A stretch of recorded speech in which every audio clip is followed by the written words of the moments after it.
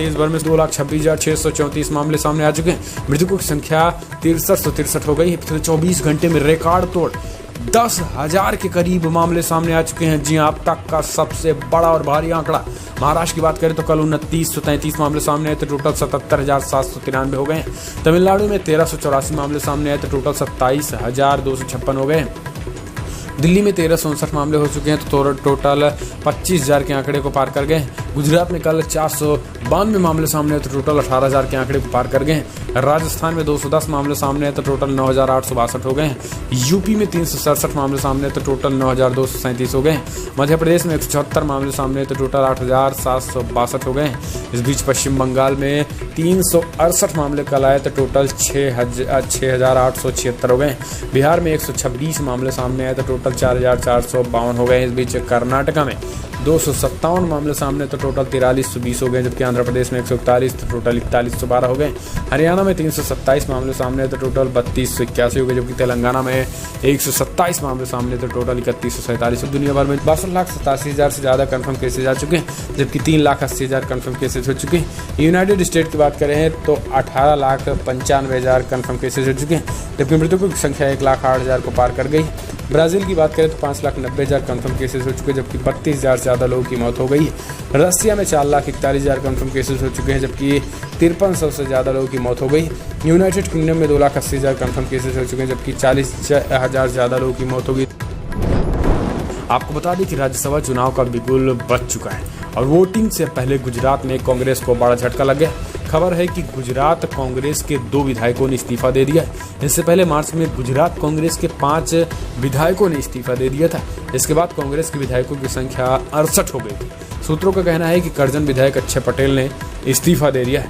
कापरपाड़ा के विधायक जीतू चौधरी अब पार्टी के संपर्क में नहीं है। आपको बता दें भारत और ऑस्ट्रेलिया के बीच गुरुवार को एक बड़ी डील पर सहमति बन गई। अब दोनों देशों एक दूसरे के मिलिट्री बेस का इस्तेमाल कर सकेंगे। भारत के विदेश मंत्री ने कहा कि डील का अर्थ है अब इंडो पैसिफिक क्षेत्रों में दोनों देशों के बीच ज़्यादा सैन्य सहयोग हो सकेगा। और इस डील पर प्रधानमंत्री मोदी और ऑस्ट्रेलिया के पीएम स्कॉट मॉरिसन के बीच एक वर्चुअल समिट के दौरान हस्ताक्षर किया गया। प्रधानमंत्री मोदी ने गुरुवार को ऑस्ट्रेलिया के पीएम स्कॉट मॉरिसन के साथ ऑनलाइन शिखर सम्मेलन में हिस्सा लिया, जिसमें स्वास्थ्य सेवाएं, कारोबार और रक्षा क्षेत्रों सहित द्विपक्षीय संबंधों की विविध आयामों को मजबूत किया गया। अनंतनाग में हवाई पट्टी एलएसी पर 60 बोफोर्स तैनात कर दिए गए हैं। जी हाँ, आपको बता दें कि हालात फिलहाल बातचीत से सुधरते नहीं दिख रहे हैं। लद्दाख में चीन सीमा विवाद के बीच भारत ने एलएसी पर बोफोर्स तोप की तैनाती कर दी है। इसके साथ ही एलएसी और पर पुल और सड़कें बनाने का काम जारी है। अनंतनाग में लड़ाकू विमानों की लैंडिंग के लिए हवाई पट्टी भी तैयार कर दी गई है। भारत और चीन के बीच 6 जून को सैन्य स्तर की वार्ता होने वाली है, ताकि तनावपूर्ण स्थिति को साधारण किया जाए। क्या कभी आपने सोचा है कि जब आप अपने मोबाइल हैंडसेट पर चीनी ऐप इंस्टॉल करते हैं तो कितनी परमिशन आप दूसरे देश को दे देते हैं? जब डेटा की डिजिटल अर्थव्यवस्था की महत्वपूर्ण ईंधन के रूप में माना जाता है, तो डेटा एक्सेस के लिए अधिकतर चीनी मोबाइल एप्लीकेशन जितने आग्रह करते हैं वो गैर चीनी विकल्पों से कहीं ज़्यादा होते हैं। आपको बता दें कि एक बड़े खुलासे में सामने आया है कि जहां पर आप जितनी भी चीनी ऐप को इंस्टॉल करते हैं वो सारी चीनी कंपनियां खास करके चीनी सरकार को आपका डेटा प्रोवाइड करते हैं। इसलिए अगर आप भी चीनी ऐप को रखें तो तत्काल पूरी तरीके से अनइंस्टॉल कीजिए। लगभग 1.5 साल से राजनीतिक वनवास झेल रहे पंजाब के पूर्व मंत्री और कांग्रेस नेता नवजोत सिंह सिद्धू को लेकर बड़ी खबर आ रही है। सिद्धू को लेकर पंजाब के राजनीतिक गलियारों में कयासबाजी भी तेज हो गई है। दरअसल नवजोत सिंह सिद्धू एक पार्टी में शामिल होकर पंजाब की राजनीति में बड़ी भूमिका निभाने वाले हैं और माना जा रहा है कि पंजाब के मुख्यमंत्री कैप्टन अमरिंदर के बाद नवजोत सिंह सिद्धू आम आदमी पार्टी का दामन थाम करके सीधी राजनीतिक पारी शुरू कर सकते हैं। कोरोना संकट के कारण दिल्ली एनसीआर की सीमाएं सील हैं और लोगों को आने जाने में दिक्कतों का सामना करना पड़ रहा है। लोगों की दिक्कत को देखते हुए सुप्रीम कोर्ट में एक जनहित याचिका दायर की गई है। इस बात पर सुनवाई करते हुए कोर्ट ने बुधवार को एनसीआर क्षेत्र के लिए कॉमन पास बनाने के निर्देश दे दिए।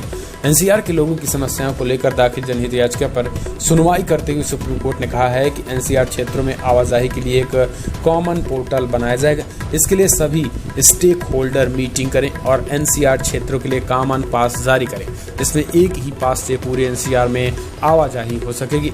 सुप्रीम कोर्ट ने कहा है कि दिल्ली, हरियाणा और यूपी के एनसीआर क्षेत्रों में आवागमन के लिए कुछ एक सुसंगत नीति होनी चाहिए। कोर्ट ने कहा है कि सभी राज्य एक हफ्ते के भीतर समान नीति तैयार करें। भारत के राष्ट्रपति और प्रधानमंत्री को ले जाने वाले विमान की सुरक्षा व अमेरिकी राष्ट्रपति को ले जाने वाले विमानों जैसी हो जाएगी। 2 विशेष रूप से उन्नत बोइंग 777 विमान प्रधानमंत्री नरेंद्र मोदी के एयर इंडिया 1 बेड़े में सितंबर के अंत तक शामिल हो जाएंगे। इस विमानों की खासियत यह है कि ये किसी भी मिसाइल हमले के खतरे का मुकाबला करने में सक्षम होगा। बताया जा रहा है कि बोइंग 777 विमानों के जोड़े का पहला विमान अगस्त के आखिर तक अमेरिका से भारत पहुंचेगा। इसके 1 महीने बाद दूसरा विमान यहां पहुंचेगा। ये विमान सेल्फ प्रोटेक्शन सूट्स से लैस होंगे, जिसमें इंफ्रारेड और इलेक्ट्रॉनिक जंगी जहाज शामिल होंगे। इसके अलावा विमानों में मिसाइल चेतावनी प्रणाली होगी, जो मिसाइलों को दूर करने में सक्षम होगी। गूगल ने हाल ही में तेजी से वायरल हो रहे 2 मोबाइल ऐप को प्ले स्टोर से हटा दिया। इन दोनों के नाम मित्रों और रिमूव चाइना ऐप्स बताया जा रहा है। आपको बता दें कि इन दोनों ऐप भारत में अचानक काफ़ी तेजी के साथ लोकप्रिय हुए। अब गूगल ने बताया है कि इन दोनों को प्ले स्टोर से हटा दिया गया है। दरअसल आपको बता दें कि एंड्रॉयड और गूगल प्ले के वाइस प्रेसिडेंट समीर सामंत ने बताया है कि एक बयान में कहा कि हमने इस सप्ताह की शुरुआत में एक वीडियो ऐप को टेक्निकल पॉलिसी इशू की वजह से हटाया है।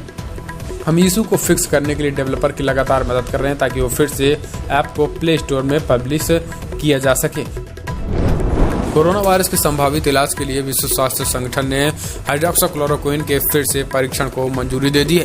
विशेषज्ञों ने इस कदम की सराहना की है। उन्होंने कहा है कि इसमें सकारात्मक नतीजा पाने में मदद मिलेगी और ये सही दिशा में उठाया गया कदम है। WHO ने कहा है कि इससे पहले सुरक्षा कारणों से कोविड-19 के इलाज के लिए संभावित दवाओं के परीक्षण से HCQ का ट्रायल स्थगित कर दिया गया है, मगर सुरक्षा से संबंधित आंकड़ों की समीक्षा के बाद बुधवार को WHO ने कहा कि परीक्षण किया जाना चाहिए। फिलहाल बड़ी खबरों में इतना ही, लेकिन अगर आपको वीडियो पसंद आए तो लाइक करें, शेयर करें, कमेंट के माध्यम से अपनी राय देना ना भूलें। इस वीडियो में इतना ही। जय हिंद, वंदे मातरम।